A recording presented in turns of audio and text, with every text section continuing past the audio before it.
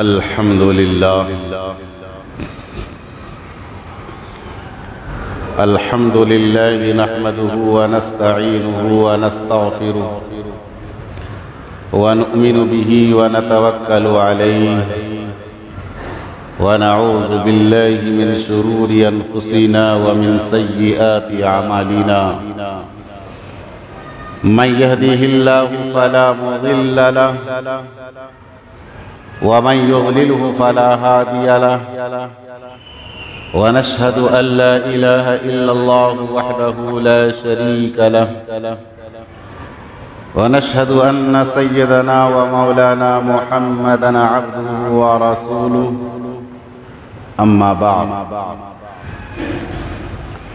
أعوذ بالله من الشيطان الرجيم بسم الله الرحمن الرحيم لقد كان لكم في رسول الله أسوة حسنة وقال تعالى ورفعنا لك ذكرك صدق الله العظيم إن الله وملائكته يصلون على النبي يا أيها الذين آمنوا صلوا عليه وسلموا تسلیما۔ آئیے نبی آل نبی پر ہدیہ درود پیش کریں، پڑھیں اللہم صلی علی محمد وعلی آل محمد كما صليت على إبراهيم وعلى آل إبراهيم إنك حميد مجيد اللهم بارك على محمد وعلى آل محمد كما باركت على إبراهيم وعلى آل إبراهيم إنك حميد مجيد۔ لائق صد احترام بزرگان محترم، حاضرین جمعہ،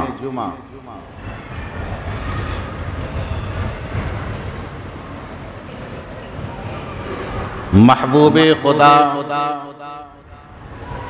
محبوب کائنات، فخر رسول، امام الانبیاء حضرت محمد مصطفیٰ صلی اللہ علیہ وسلم کی شان اقدس اور شان رسالت و نبوت، آقا کریم علیہ السلام کی سیرت مقدسہ، اس پر باتیں چل رہی ہیں، اور اس مہینے میں عام طور پر خصوصیت کے ساتھ سیرت پاک کے حوالے سے آقا کریم علیہ السلام کی محبت بھری باتیں، آپ کا ذکر خیر کیا جاتا ہے، تاکہ آپ کے امتی کو یہ پتہ چل سکے، یہ معلوم ہو جائے کہ میرے آقا کی شان کیا ہے، میرے آقا کا مرتبہ کیا ہے۔ آقا کریم علیہ السلام پوری کائنات کے لیے ایک آئیڈیل اور نمونہ ہے، چاہے وہ مغرب کا رہنے والا انسان ہو یا مشرق کا، دنیا کے کسی بھی کونے میں رہنے والا انسان ہو، اس وقت تک وہ کامیاب نہیں ہو سکتا جب تک نبی پاک علیہ السلام کو اپنا آئیڈیل اور نمونہ نہ بنا لے۔ دنیا میں بڑے بڑے مجاہد آئے، واعظ آئے، جرنیل آئے، واعظ آئے، بڑے بڑے وقت کے علماء آئے، ڈاکٹر، انجینئر، پروفیسر آئے، نیوٹن آیا، آئنسٹائن آیا، اور سب کی مثالیں لوگ دیتے چلے گئے کہ فلاں نے یہ کام کیا، فلاں نے یہ کام کیا، لیکن ان کی زندگی نے وفا نہیں کی، کام ادھورا چھوڑ کر چلے گئے۔ لیکن نبی پاک علیہ السلام کی زندگی کامل زندگی ہے، آپ کی نبوت کامل نبوت ہے۔ کسی نے یہ نہیں کہا کہ آقا کا دین ادھورا ہے، دین ادھورا چھوڑ کر دنیا سے پردہ کر گئے، کسی نے نہیں کہا۔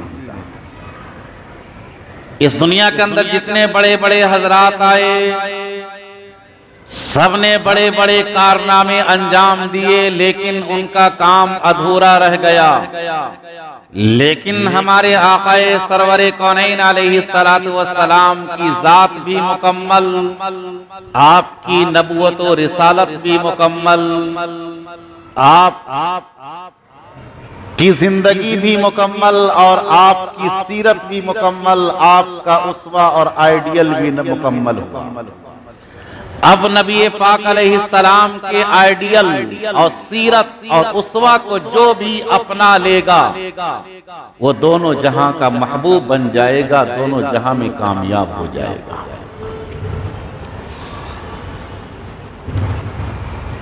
کچھ حاصل مطالعہ چند باتیں آپ حضرات کے سامنے گوشے گزار کروں، قیمتی باتیں، انوکھی باتیں آقا کریم علیہ السلام کے حوالے سے۔ ہمارے آقا کے پیدا ہونے سے پہلے حضرت ابراہیم علیہ السلام جس دعا کو تلاوت کیے تھے اس تلاوت کو، اس دعا کو قرآن نے ریکارڈ کر لیا، اور وہ دعا کیا تھی؟ ربنا وبعث فیہم رسولا۔ دعائے ابراہیمی کا مصداق کوئی اور نہیں بلکہ ہم سب کے آقا و مولا جناب رسول اکرم علیہ السلام۔ مسجد تو بنا دی گئی لیکن عبادت کرنے والا چاہیے، مدرسہ تو بنا دیا لیکن علم حاصل کرنے والا چاہیے، خانہ کعبہ کی تعمیر تو ہو گئی لیکن عبادت کرنے والے، عبادت کا پرچار اور عبادت کی تبلیغ کرنے والے آقا کریم علیہ السلام۔ گھر بنا جا رہا ہے بیت اللہ، گھر بن رہا ہے، اس گھر کا نام ہے بیت اللہ، اور گھر کے بنانے والے مستری کا نام ہے ابراہیم خلیل اللہ، اور اس خانہ کعبہ کی تعمیر میں حصہ لینے والے اس مزدور کا نام ہے اسماعیل ذبیح اللہ، اور جو گھر بنا جا رہا ہے اس گھر کا نام ہے بیت اللہ، اور جس گھر کے اندر عبادت کرنے والے کی ذات آئے گی، مقدس ذات، اس ذات کا نام ہے محمد الرسول اللہ صلی اللہ علیہ وسلم۔ اور وہ ذات کب آئی؟ آپ کو پتا ہے صبح کا بالکل سہانا وقت۔ اس میں حکمت کیا ہے؟ آقا کریم علیہ السلام رات کو بھی پیدا ہو سکتے تھے، آپ دن کو بھی پیدا ہو سکتے تھے، آخر اس میں حکمت کیا ہے کہ اللہ کے لاڈلے نبی نہ دن کو پیدا ہوئے نہ رات کو پیدا ہوئے، نہ دن کو پیدا ہوئے نہ رات کو پیدا ہوئے، بلکہ صبح کا سہانا وقت تھا، اس گھڑی میں آقا پیدا ہوئے، رات کی تاریکی چھٹ رہی تھی اور دن کا اجالا آ رہا تھا، اس وقت ہمارے آقا دنیا میں تشریف لائے۔ آخر ایسا کیوں؟ علماء نے اس کا جواب دیا۔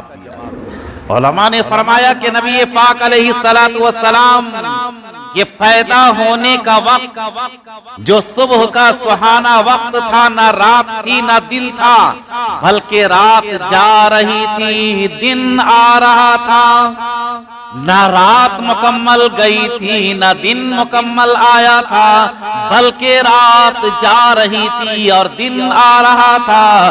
ایسے موقع میں ہمارے آقا دنیا میں تشریف لائے۔ اس میں ایک پیغام ہے، حکمت ہے، اور حکمت کیا ہے؟ وہ پیغام کیا ہے؟ اے لوگو سنو سنو،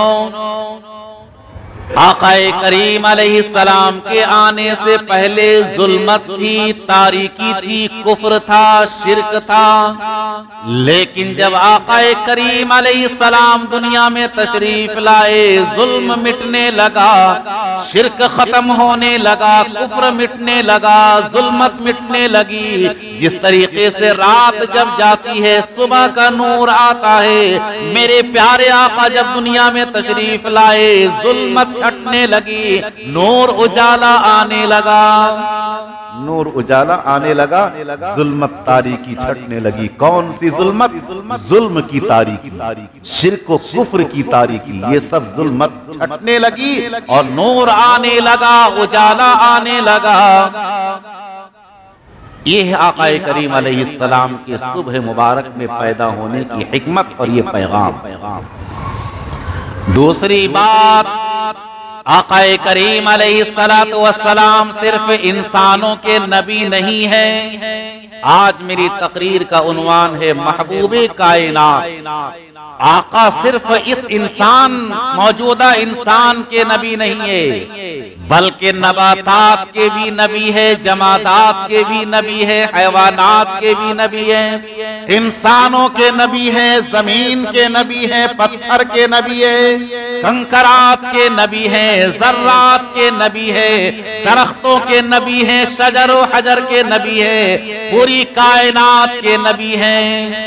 میں مثال دیتے جاؤں گا، آپ اس مثال کو ذہن میں رکھیں، آپ کو پتا چل جائے گا میرے آقا محبوب کائنات ہیں، محبوب دو جہاں ہیں، محبوب کل جہاں ہیں، پوری کائنات کے محبوب ہیں نبی پاک علیہ السلام۔ جب حضرت دائی حلیمہ آقا کو لے کر اپنے گھر گئی آقا کو لے کر کے، تو حضرت شیمہ نے ایک مرتبہ اپنی امی جان سے کہا، ان کی امی جان نے کہا کہ بیٹی شیمہ، کیا تو آج بکریوں کو چرانے کے لیے جنگل نہیں جائے گی؟ حضرت شیمہ اس وقت نابالغ کی عمر کو تھی، بکریوں کو لے کر کے جنگل جایا کرتی تھی۔ تو حضرت شیمہ نے فرمایا کہ اے میری امی جان، آج میں بکریوں کو لے کر کے جنگل نہیں جاؤں گی۔ آخر وجہ کیا ہے؟ کس بات پہ تو ناراض ہو گئی ہے؟ بکریوں کو لے کر کے جنگل کیوں نہیں جاؤ گی؟ اس وقت حضرت شیمہ نے فرمایا، یہ شیمہ کون ہے؟ نبی پاک علیہ السلام کی دودھ شریک بہن ہے، اور حضرت حلیمہ سعدیہ رضی اللہ عنہا کی بیٹی ہے۔ تو حضرت شیمہ نے فرمایا کہ میں بکریوں کو لے کر کے جنگل میں نہیں جاؤں گی چرانے کے لیے، اگر آپ ضد کریں گے تو ایک شرط کے ساتھ میں جنگل میں جاؤں گی۔ آپ اگر ضد کریں گے تو ایک شرط کے ساتھ میں بکریوں کو لے کر کے جنگل میں چرانے کے لیے جاؤں گی۔ بیٹی کون سی شرط ہے؟ وہ شرط کیا تھی؟ وہ شرط یہ ہے کہ میں محبوب کائنات اپنے چھوٹے بھائی محمد کو اپنی گود میں لے کر کے جاؤں گی بکریاں کو چرانے کے لیے۔ اس وقت حضرت حلیمہ سعدیہ نے فرمایا کہ بیٹی شیمہ، یہاں تو اپنے آپ کو سنبھال نہیں پا رہی ہے، بکریوں کو سنبھال نہیں پا رہی ہے، تو میرے بیٹے تمہارے چھوٹے بھائی محمد کو تو کیسے سنبھال پائے گی؟ تو کیسے سنبھال پائے گی؟ تو حضرت شیمہ نے فرمایا، اے میری امی جان، میں لے کر کے جاؤں گی، سنبھالنا کیسے ہوگا وہ تو میں جانتی ہوں، کیسے سنبھالا جائے گا وہ تو مجھے معلوم ہے۔ اس وقت حضرت حلیمہ نے فرمایا کہ اے شیمہ، اس میں کیا راز ہے؟ ذرا راز کو بتا دے، اس میں کیا راز ہے؟ ذرا راز کو ظاہر کر دے۔ اب حضرت شیمہ راز کو ظاہر کرتی ہے اور کہتی ہے کہ اے میری امی جان، ایک دن ایسا موقع آیا کہ میں بکریوں کے ساتھ آقا کریم علیہ السلام کو بھی لے کر کے گئی تھی، بکریاں جلدی جلدی چر کر کے میں آقا کو ایک درخت کے سائے میں لٹا دیا۔ میں نے کیا دیکھا کہ درخت کے پتے نبی پاک علیہ السلام کے جسم مبارک کا بوسہ لے رہے تھے۔ میں نے کیا دیکھا کہ آسمان پر بادل تھے، لیکن وہ بادل آسمان پہ دھوپ تھا، لیکن میں نے کیا دیکھا کہ بادل چھا گئے پورے جنگل میں چاروں طرف دھوپ نظر آ رہی ہے، لیکن میرے بھائی محمد جہاں لیٹے ہیں وہاں پر دھوپ نے سایہ کر دیا، بادل نے سایہ کر دیا، بادل نے سایہ کر دیا۔ اور میں بتاؤں اے میری امی جان، جب میں پیارے بھائی محمد کو لے کر کے جنگل میں جایا کرتی ہوں بکریوں کو چرانے کے لیے، تو میں نے کیا دیکھا بکریاں جلدی جلدی چر کر کے آتی ہے، میں آقا کی خدمت میں رہتی ہوں، بکریاں آ کر کے میرے آقا کے چہرے مبارک کو دیکھتی ہے، میرے آقا کے چہرے مبارک کو دیکھتی ہیں، جنگل کے بکریوں نے بھی پہچانا کہ آپ خدا کے نبی ہیں۔ جنگل کے درندوں نے بھی پہچانا کہ آپ خدا کے نبی ہیں۔ ایک موقع ایسا آیا کہ جب بکریوں کو لے کر کے جانے کے لیے نکلتی ہیں حضرت شیمہ اپنے گھر سے، تو وہ بکریوں کا ریوڑ اپنے گھر سے آگے نہیں بڑھتی ہیں۔ آواز آتی ہے کہ جب تک پیارے محمد کو آگے نہیں بڑھایا جائے گا، ان بکریوں کے اندر یہ طاقت نہیں ہے کہ محمد سے آگے بڑھ جائے صلی اللہ علیہ وسلم۔ حلیمہ کی بکریوں نے بھی پہچانا کہ آپ خدا کے نبی ہیں۔ باہر گئے، آپ کے حسن و جمال کا کیا عالم ہوگا، آپ اندازہ کر سکتے ہیں کہ ساری بکریاں جلدی جلدی چر کر کے پیارے آقا کے چہرے مبارک کا دیدار کرتی ہیں۔ اسی کو شاعر نے کیا خوب فرمایا،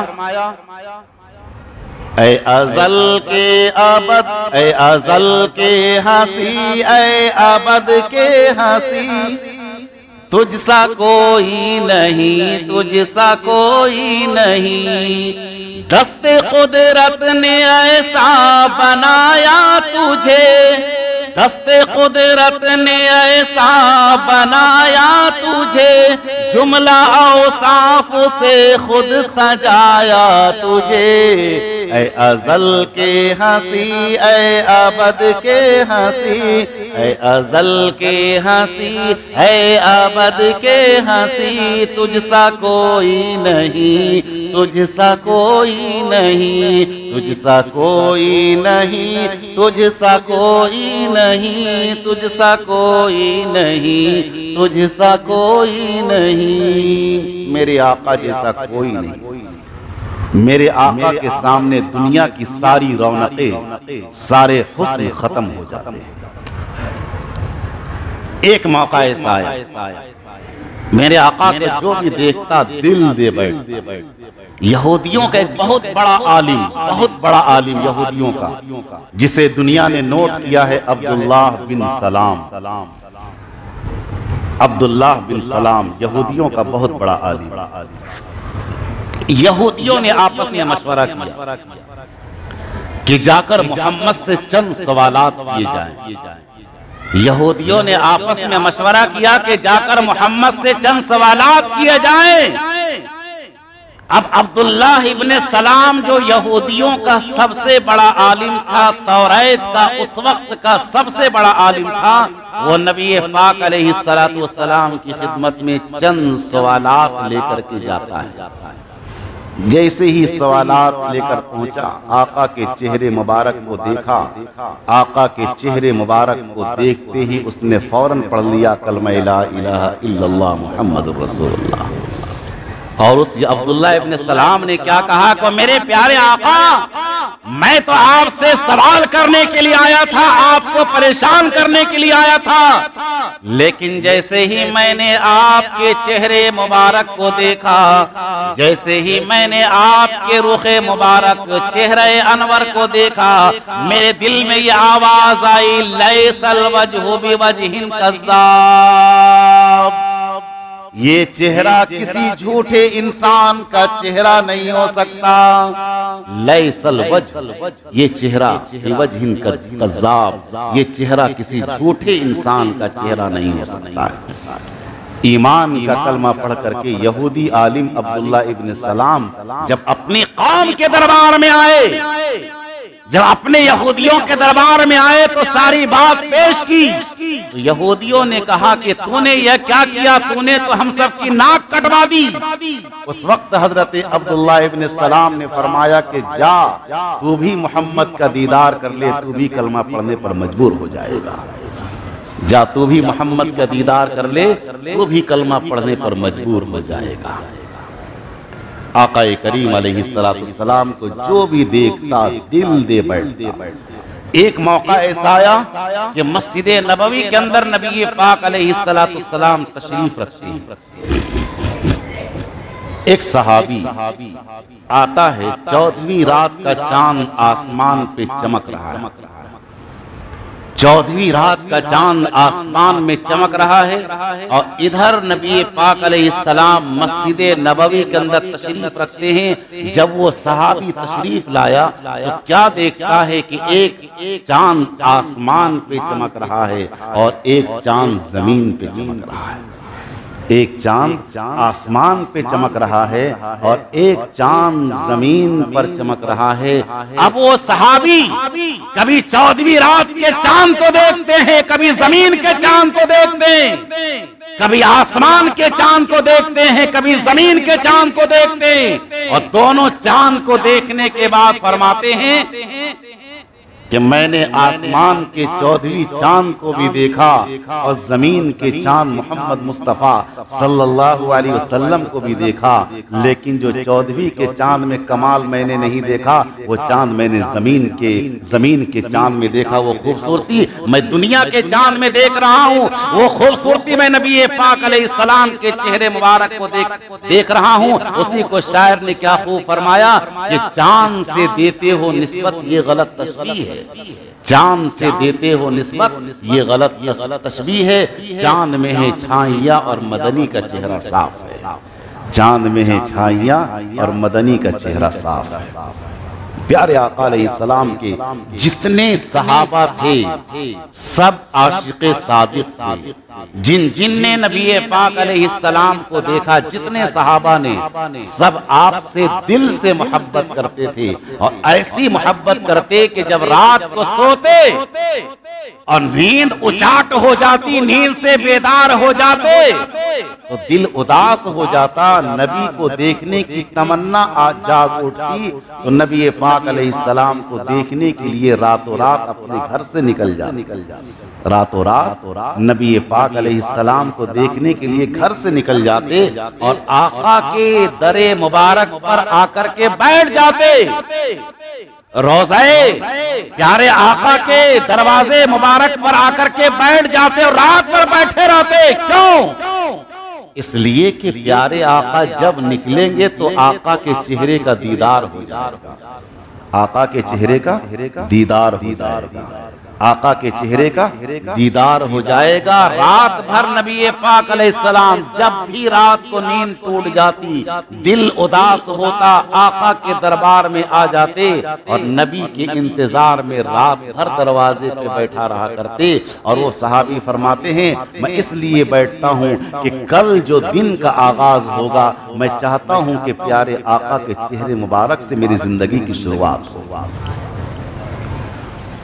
ایک صحابی نے تو اتنی محبت کا اظہار کیا کہ بہت دور سے چل کر کے آتے اور آ کر کے نبی پاک علیہ السلام کے چہرے مبارک کو دیکھتے، بہت دور سے آتے اور آ کر کے پیارے آقا کے چہرے مبارک کو دیکھتے اور کچھ نہیں بولتے اور واپس ہو جاتے۔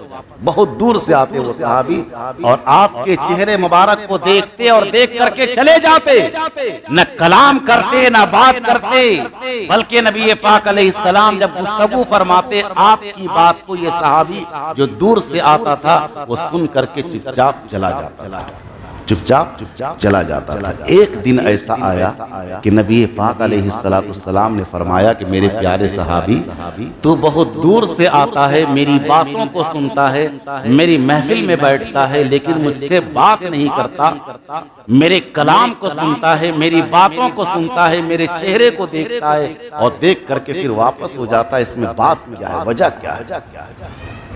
وہ صحابی نے فرمایا کہ میرے پیارے آقا میں بہت دور سے صرف آپ کے چہرے کی زیارت کرنے کے لیے آتا ہوں، میں جس دن آپ کے چہرے کو نہیں دیکھتا ہوں میں بے قرار و بے چین ہو جاتا ہوں، اور جس دن میں آپ کے مبارک چہرے کو دیکھ لیتا ہوں مجھے سکون مل جاتا ہے، اطمینان مل جاتا ہے، اور میں آپ سے محبت کرتا ہوں یا رسول اللہ صلی اللہ علیہ وسلم، میں آپ سے بے انتہا محبت کرتا ہوں۔ اب نبی پاک علیہ السلام نے فرمایا کہ اگر تم ہم سے محبت کرتے ہو تو اس دنیا کے اندر جو جن سے محبت کرے گا کل قیامت کے دن اس کا حشر اسی کے ساتھ ہوگا، جو جس سے محبت کرے گا کل قیامت کے دن اس کا حشر اسی کے ساتھ ہوگا۔ وہ صحابی فرماتے ہیں اس حدیث سے جتنی مجھے خوشی ہوئی ہے اتنی خوشی مجھے زندگی بھر نہیں ہوئی، کل قیامت کے دن میں نبی کے ساتھ رہوں گا، اس سے بڑی خوشی اور کیا ہو سکتی ہے؟ اب ہم اور آپ یہاں رک کر کے سوچیں کہ نبی پاک علیہ السلام سے ہمیں کتنی محبت ہے، اور غیروں سے ہمیں کتنی عقیدت ہے. آج ہم غیروں کے طریقے پر زندگی گزار رہے ہیں, ہم غیروں کے طریقے میں کامیابی تلاش کر رہے ہیں. آپ کو پتا ہونا چاہیے غیروں کے طریقے میں کامیابی ہرگز نہیں مل سکتی ہے. اگر کامیابی تلاش کرنا ہے آپ کو, اگر کسی کو آئیڈیل اور اسوہ بنانا ہے تو سرور کونین علیہ السلام کو بنائیے. یہاں پر کامیاب ہوں گے, وہاں بھی کامیاب ہوں گے. تو میں کہہ رہا تھا, میری تقریر کا عنوان اب شروع ہوگا.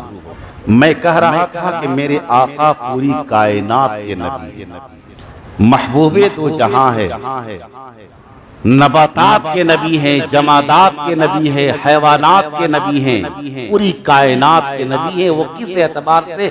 ایک مثال آپ سماعت فرمائیں کہ آقا کریم علیہ السلام انشاءاللہ پھر آئندہ جمعہ اس پر بات ہو کہ ہمارے آقا کیسے کیسے کس اعتبار سے جمادات کے, نباتات کے اور حیوانات کے اور انسانوں کے نبی تھے, وہ کس اعتبار سے. ایک مثال حضرت سیدنا صدیق اکبر رضی اللہ تعالی عنہ کے گھر میں 2 پتھر تھا. آقا کریم علیہ السلام جب اپنی بیوی حضرت عائشہ رضی اللہ تعالی عنہا کے میکے یعنی اپنا سسرال جب جاتے نبی پاک علیہ السلام, تو سیدنا صدیق اکبر رضی اللہ تعالی عنہ کے گھر میں 2 پتھر تھا. ایک پتھر کا نام تھا متکلم اور ایک پتھر کا نام تھا متقا. ایک پتھر کا نام تھا متکلم اور ایک پتھر کا نام تھا متقا. جب بھی سیدنا صدیق اکبر رضی اللہ تعالی عنہ کے در دولت پر نبی پاک علیہ السلام تشریف لے جاتے تو جس پتھر کا نام تھا متکلم وہ پتھر آقا کو سلام کیا کرتا تھا. سبحان اللہ, آقا کو سلام کیا کرتا تھا. وہ پتھر بھی جانتا تھا کہ اللہ کے نبی. یہ بات ہے کہ ہم نہیں پہچان رہے ہیں. صدیق اکبر رضی اللہ تعالیٰ عنہ کے گھر میں رکھا ہوا پتھر بھی جانتا تھا کہ آپ خدا کے نبی ہیں. اسی لیے آقا کریم علیہ السلام نے اس پتھر کا نام رکھ دیا تھا متکلم, بولنے والا. وہ پتھر جیسے ہی آقا علیہ السلام تشریف لے جاتے وہ پتھر آ کر کے آپ کو سلام کیا کرتا تھا. اور ایک پتھر کا نام کیا تھا؟ متقا, یعنی جس پتھر پر آپ ٹیک لگا کر کے بیٹھتے تھے اس پتھر کا نام تھا متقا. آقا کریم علیہ السلام جب اپنی بیوی حضرت عائشہ رضی اللہ تعالی عنہا کے میکے یعنی اپنے سسرال تشریف لے جاتے, اسی پتھر پہ ٹیک لگا کر کے بیٹھتے, وہ پتھر خوشی سے مچلتا تھا. وہ پتھر خوشی سے مچلتا تھا اور زبان قال سے نہیں بلکہ زبان حال سے کہتا تھا کہ میں کتنا خوش نصیب ہوں کہ دونوں جہاں کے سردار میرے اوپر ٹیک لگا کر بیٹھے ہوئے ہیں, میرے اوپر ٹیک لگائے بیٹھے ہوئے ہیں. وہ پتھر بھی کتنا خوش نصیب ہوگا جو آقا کا دیدار کیا کرتا تھا. وہ پتھر بھی کتنا خوش نصیب ہوگا کہ نبی پاک علیہ السلام کو سلام کیا کرتا تھا. وہ پتھر بھی کتنا خوش نصیب ہوگا کہ نبی پاک علیہ السلام جن کے اوپر ٹیک لگا کر کے بیٹھا کرتا تھا. ابو جہل کے پتھر کو دیکھ لیجئے کہ ابو جہل نے جب نبی پاک علیہ السلام سے سوال کیا کہ میرے ہاتھ میں کیا ہے, اگر آپ بتا دیں گے تو میں آپ پر ایمان لے آؤں گا. نبی پاک علیہ السلام نے فرمایا کہ میں بتاؤں کہ تیرے ہاتھ میں کیا ہے یا تیرے ہاتھ میں جو چیز ہے وہ خود بتائے کہ میں کیا ہوں. میں بتاؤں کہ تیرے ہاتھ میں کیا ہے یا تیرے ہاتھ میں جو چیز ہے وہ خود بتائے میں کیا ہوں. کہا کہ ہاں. نبی پاک علیہ السلام نے جیسے ہی اشارہ کیا ابو جہل کے ہاتھ میں جو کنکری تھی وہ کنکر نے کلمہ پڑھتے ہوئے کہا اشہد ان لا الہ الا اللہ و اشہد ان محمد رسول اللہ. پتھر نے گواہی دی کہ آپ اللہ کے رسول ہیں, لیکن ایمان مقدر میں نہیں تھا. ابو جہل ایمان نہیں لایا. ایمان مقدر میں نہیں تھا. آپ کا چچا ابو جہل ایمان نہیں لایا. ایمان مقدر میں نہیں تھا. ایمان مقدر میں نہیں تھا. آپ کا چچا ابو لہب ایمان نہیں لایا. لیکن ایمان مقدر تھا تو حبشہ سے چل کر کے حضرت بلال تشریف لائے اور ایمان کی دولت سے مالا مال ہوئے اور وقت کے موحد اعظم بن گئے. بزرگوں دوستو، تو پیارے آقا علیہ السلام پوری کائنات کے نبی ہیں، محبوب دو جہاں ہیں، محبوب کائنات ہے۔ یہ ایک مثال میں نے آپ کو اس موضوع کے حوالے سے دیا۔ انشاءاللہ آئندہ جمعہ اسی موضوع پہ بات ہوگی کہ نبی پاک علیہ السلام پوری کائنات کے محبوب ہے، محبوب کائنات ہے۔ اب ہم سب کی یہ ذمہ داری بنتی ہے کہ نبی پاک علیہ السلام جس طریقے سے محبوب کائنات ہے، ہم بھی اپنے آقا کے محبوب بنیں، آقا سے محبت کریں، آقا سے اپنا رشتہ مضبوط کریں، آقا کی تعلیمات پر عمل کریں۔ اللہ تبارک و تعالی ہمیں اور آپ کو نبی پاک علیہ السلام کی سیرت کے مطابق زندگی گزارنے کی توفیق عنایت فرمائے۔ آمین۔ وآخر دعوانا ان الحمدللہ رب العالمین۔